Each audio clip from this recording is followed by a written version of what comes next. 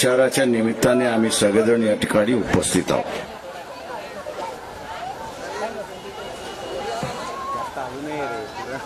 लोकसभेची ही निवडणूक आहे आणि या लोकसभेच्या निवडणुकीतला तमाशा आपण असणारे या ठिकाणी बघतो। बाप एका पक्ष, पोरगा एका पक्षामध्ये, जशी काही सत्ता आपल्या कुटुंबातून जाता कामा नये अशीच असणारी परिस्थिती आपल्याला त्या ठिकाणी दिसते। उपस्थिती नाही म्हणून त्यांनी कुठेतरी जुळून घेतले अशी असणारी परिस्थिती आपल्याला त्या ठिकाणी दिसते। मित्रो, हे नकली नाटक जे झालेलं आहे, देखाव्याचं नाटक झालेलं आहे, याच्यावरती आपण विश्वास ठेवू नका, हे आवाहन मी आपल्या सगळ्यांना या ठिकाणी करतोय। मागच्या या 4 निवडणुका म्हणजे 4 ठिकाणच्या निवडणुका झाल्या, पहिल्या 3 आणि चौथी, आता ही 5वी होईल। मतदानाचा टक्केवार कमी गेलाय अशी परिस्थिती आहे। दोन्ही चालू आहेत। मतदानाचा टक्का हा कमी गेलेला आहे आणि मतदानाचा टक्का गेला याचं कारण की 2014 आणि 2019ला ज्या भारतीय जनता पक्षाने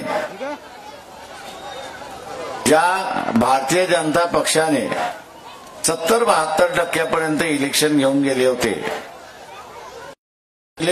गेले होते, या फटका हा जो आहे तो भारतीय जनता पक्षाला फटका आहे आणि म्हणून 400 पार करणार असं सांगण्यात आलं होतं।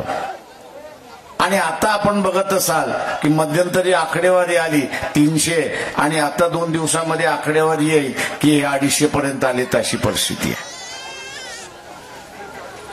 मित्रो, दुसऱ्या बाजूला आपण असणारा उद्धव ठाकरे गट आपण असणारा बघितला तर हा एक संघ राहिलेला नाही, फुटलेला आहे। एक धड एकनाथ शिंदेबरोबर घेतलेला आहे आणि एक भाग हा असणारा उद्धव ठाकरेंकडे राहिलेला आहे। दोघांच्या मतामध्ये अंतर आलं म्हणण्यापेक्षा फूट पडलेली अशी परिस्थिती आहे। आता ही 40-60% फूट आहे, 70-30% फूट आहे की 50-50% फूट आहे, हे आपल्याला असणारं मतदानाचं काउंटिंग होईल त्याच दिवशी आपल्याला या ठिकाणी दिसत आहे।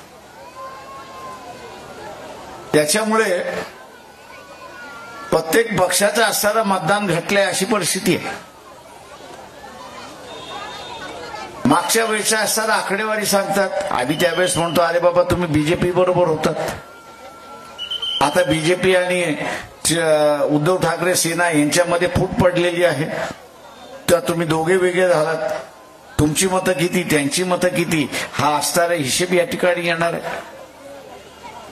आणि म्हणून ही एक संधी आपल्याला आलेली आहे, ही एक संधी आलेली आहे असं मी त्या ठिकाणी आपल्याला मानतोय। आता या संधीचा फायदा घ्यायचा तर त्यावेळेस काँग्रेसच्या विरोधात मतदान झालं, ते 2G स्कॅम जे आहे, 2G स्कॅम्प आहे, त्याच्यातून घोटाळा झाला आणि सांगण्यात आलं की 2.5 लाख कोटी खाण्यात आले अशी असणारी परिस्थिती आहे। 2.5 लाख कोटी खाण्यात आले, हे बदमाश म्हणून भारतीय जनता पक्षाला दिलं, हे बदमाश म्हणून भारतीय जनता पक्षाला त्या ठिकाणी दिलं। आपल्याला असं दिसतंय की भारतीय जनता पक्ष त्याच्यापेक्षा बदमाश निघाली अशी असणारी परिस्थिती, त्याच्यापेक्षा बदमाश निघाली। सुप्रीम कोर्टाने सांगितलं की यांनी असणारं जे इलेक्टोरेट बॉन्ड काढले हे असणारं घटनेच्या विरोधी आहे, बेकायदेशीर आहे आणि लोकांना लुटण्याचा भाग झाला अशी असणारी परिस्थिती आहे। लोकांना लुटण्याचा भाग झाला। गल्लीतला दादा जसा वसुली करतो, येतोस का नाही तर तुझा धंदा बंद पाडतो, येतोस का नाही तर तुझी असणारी कंप्लेंट करतो, अशा रीतीने जो दादा वागतो तशा रीतीने असणारा नरेंद्र मोदींचं कार्यालय वागलंय हे आपण असणारा लक्षात घ्या। त्यांनी सुद्धा पंतप्रधानाचं कार्यालय हे मानवतेचं कार्यालय दिलं नाही, सहाय्यतेचं कार्यालय त्या ठिकाणी राहिलं नाही, तर त्यांनी त्याला वसुलीचं कार्यालय केलं हे आपण असं लक्षात घ्या. त्यांनी वसुलीचं कार्यालय केलं. तू हे इलेक्ट्रिक बॉन्ड विकत घेतोस की नाही? तू घेत नसेल तर तुझ्यावरती ईडी सोडतो, तुला आम्ही पकडतो, जेलमध्ये टाकतो, इन्क्वायरी लावतो. नाना तऱ्हेचे प्रकार त्यांनी असं केलं आणि त्याला कोर्टाने असं म्हटलं की हे सगळं इलिगल आहे, अशी असणारी परिस्थिती आहे. 2-4 कंपन्यांचा आपणही माहिती त्या ठिकाणी दिली की हे कसं जेलमध्ये होता, बेल ऍप्लिकेशन केलं, बेल ऍप्लिकेशन मंजूर होत नव्हतं, बॉन्ड घेतलं, बीजेपीच्या तिजोरीमध्ये टाकलं आणि लगेच पुढच्या तारखेला त्याला बेल मिळाली, अशी असणारी.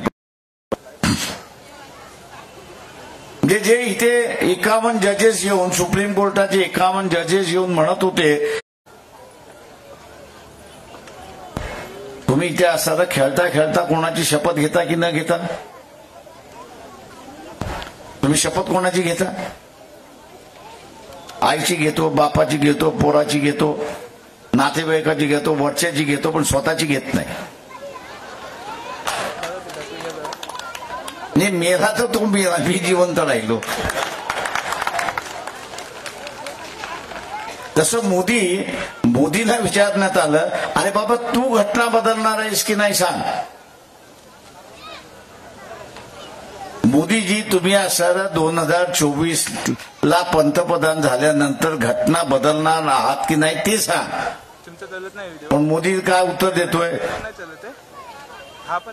बाबासाहेब आले तरी उद्या ही घटना बदलू शकणार नाही. अरे राजा, जो माणूस गेला तो परत कधी येत नाही.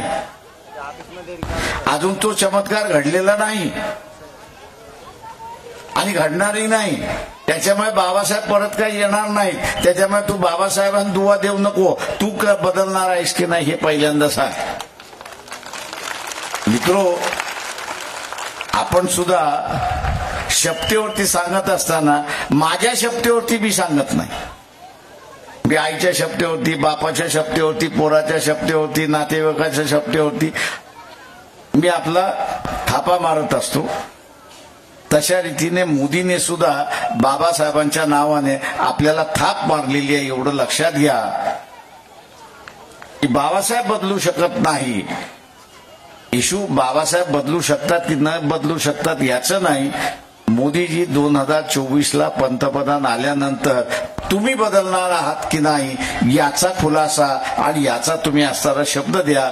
मोदीने अजूनही कुठेही शब्द दिलेला नाही की माझं सरकार आलं तर माझं सरकार संविधान बदलणार नाही, असा शब्द त्यांनी दिलाय का?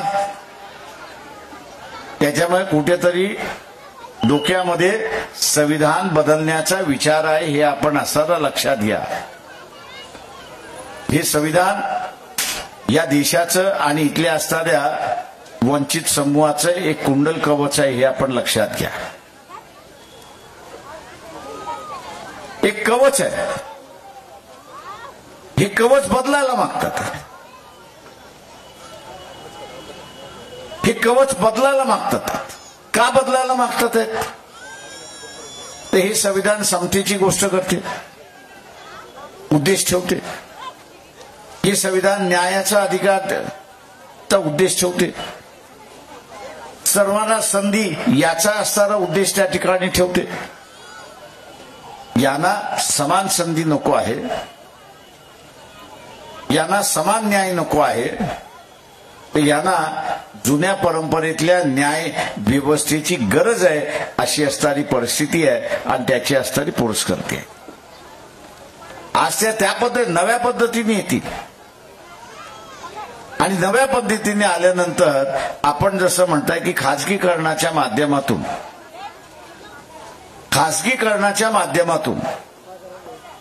जसं इथल्या मागासवर्गीयांचं, वंचितांच्या नोकऱ्या घालवल्या जातात.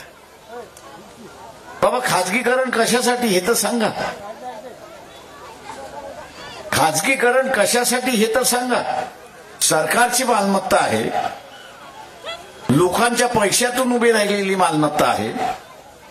ही लोकांच्या पैशातून उभी राहिलेली मालमत्ता सरकारचीच राहिली पाहिजे, ती खाजगी होता कामा नये, हे आपण लक्षात घ्या मित्रो. ती सरकारची मालमत्ता राहिली तर त्या ठिकाणी ओबीसीचं आरक्षण येतं, त्या ठिकाणी ट्रायबलचं आरक्षण येतं, त्या ठिकाणी एससीचं आरक्षण येतं. आणि नाहक हा समूह आर्थिक दृष्टिकोनातून मजबूत होत चाललेला आहे.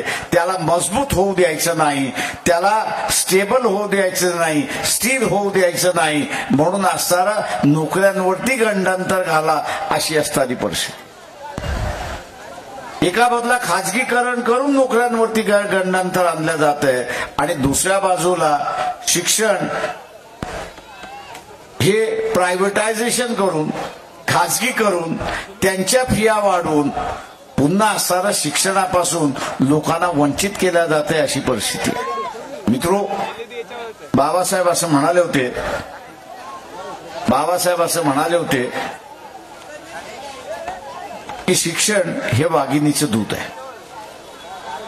शिक्षण हे वाघिणीचं दूध आहे आणि जो कोणी शिक्षण घेणार आहे तो इथे गुराखल्यासारखा राहणार नाही अशी असणारी परिस्थिती आहे.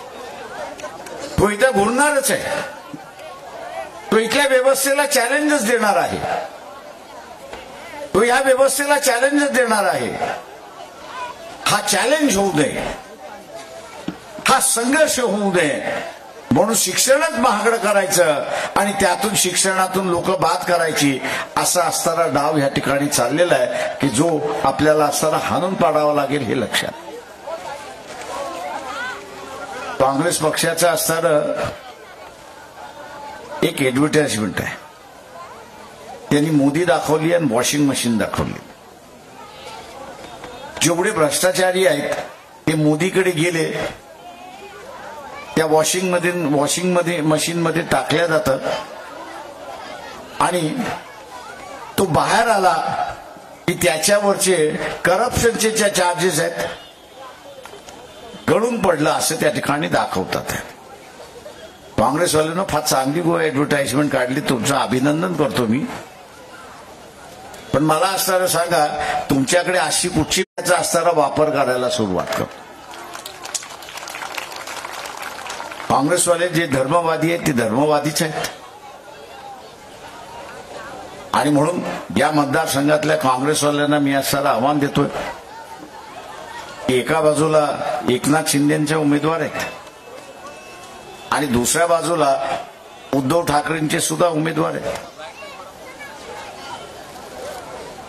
निवडणूक झाली एक तर बीजेपी बरोबर आहेच, निवडणूक झाली की दुसरा सुद्धा बीजेपी बरोबर त्या ठिकाणी जाणार. मला आज विचारलं तुम्ही कशा खात्रीला सांगता, म्हटलं 100% जाणार. तिथे 100% जाणार आणि मग ते 100% जाणार असेल तर मी काँग्रेसवाल्यांना विचारतोय, तुम्ही असणार मग त्यांना मतदान का करताय? जे उद्धव सेना ही असणारी बीजेपी बरोबर नंतर जाणारच आहे आणि जिथे एक मुस्लिम फ्रंट नावाच्या असणारा इंटेलेक्च्युअल मुस्लिम फोरम अशा असणाऱ्या 4-5 दिवस त्यांनी अगोदर पत्रकार परिषद घेतली. त्यांनी असणाऱ्या सगळ्या पक्षांना बोलवलं, जिथं वंचितलाही बोलवलं होतं. तिथे असणारा त्यांनी सांगितलं 4-5 मुद्दे होते. एक मुद्दा त्याच्यातला महत्वाचा होता की आम्ही तुम्हाला मतदान द्यायला तयार आहोत, आम्ही तुम्हाला मतदान देऊ, पण आम्हाला पहिल्यांदा लिहून द्या किंवा आम्ही मतदान दिल्यानंतर तुम्ही जिंकून आलात तर 5 वर्ष भारतीय जनता पक्षाबरोबर जाणार नाही, हे तुम्ही लिहून द्या, हे तुम्ही लिहून द्या. सेनेवाले त्या बैठकीला आलीच नाहीत. हा मुद्दा आम्ही असणारा त्या महाविकास आघाडीच्या बैठकीमध्ये सुद्धा उपस्थित केला होता.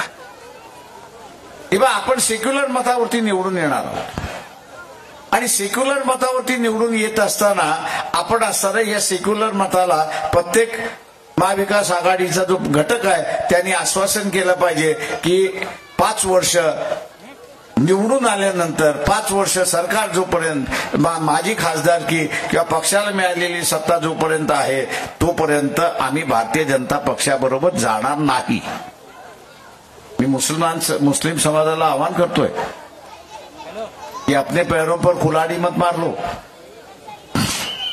सेना, दोनों सेना बीजेपी के साथ जाने वाली है, ते तुमच्या बरोबर राहणार नाहीत, ते बीजेपी बरोबर जाणार आहेत। आता जे लिहून देत नाही त्याचं असणारं घोटक आहे की आपले असणारे दरवाजे बंद करायचे नाहीत। आणि म्हणून मुस्लिम समाजाला असणारं आव्हान आहे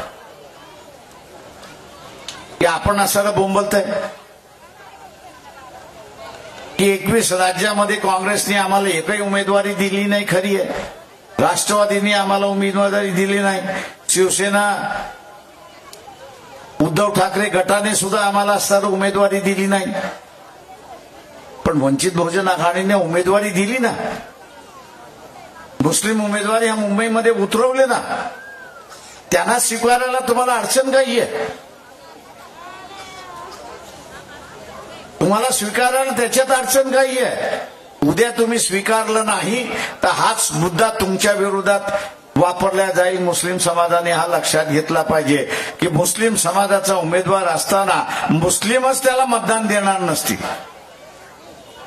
मुस्लिम उमेदवार असताना मुस्लिमच त्याला मतदान देणार नसतील, तर मग आम्ही कशाला उमेदवारी द्यायचं? हा म्हटलं पुढच्या निवडणुकीमध्ये प्रश्न तुम्हाला विचारला जाईल आणि त्यावेळेस तुमच्याकडे उत्तर काही राहणार नाही, अशी असणारी परिस्थिती आहे। आणि म्हणून माझं आव्हान आहे आपल्या सगळ्यांना या ठिकाणी, फुले शाहू आंबेडकरी मानवतावादी मतदार जो आहे त्याला एक संधी आलेली आहे या ठिकाणी की आपला उमेदवार जिंकवण्याची संधी आलेली आहे, हे लक्षात घ्या। एक संधी आलेली आहे। एका बाजूला ज्याला म्हणता येईल की नीतिमत्ता नसणारं राजकारण त्या ठिकाणी चाललेलं आहे आणि त्याला जनता कंटाळलेली आहे। आपलं सगळ्यांचं असणारं एकच कर्तव्य आहे की पानठेल्यावरती असेल, चायच्या टपरीवरती असेल, भाजीपाल्यामध्ये भाजीपाली विकत घेताना असेल, बसमध्ये जाताना असेल किंवा ट्रेनमध्ये जाताना असेल, आपण एकच सांगितलं पाहिजे की माझं मत इथं वंचित बहुजन आघाडीला आहे, माझं मत वंचित बहुजन आघाडीला आहे, गॅस सिलेंडरला आहे। याचा प्रचार आपण सगळ्यांनी केला पाहिजे आणि मतदानाच्या दिवशी कुठल्याही गोष्टीचं कारण न सांगता आपण सगळ्यांनी फुले शाहू आंबेडकरी विचाराच्या, मानवतेच्या विचारां, लोकशाहीवादीच्या विचारांच्या जनतेने 100% मतदान केलं ते विजय हा आपला झाल्याशिवाय राहणार नाही, हे आपण लक्षात घ्या। नांदेडचे असणारे जे उमेदवार आपल्याशी बोलले तेही रेसमध्ये आहेत, तेही रेसमध्ये आहेत आणि म्हणून परमेश्वर यांनाही आपण रेसमध्ये घेऊन या, मतदान देऊन आपण घेऊन या, ही अपेक्षा मी आपल्या सगळ्यांची बाळगतो आणि रजा घेतो। जय हिंद।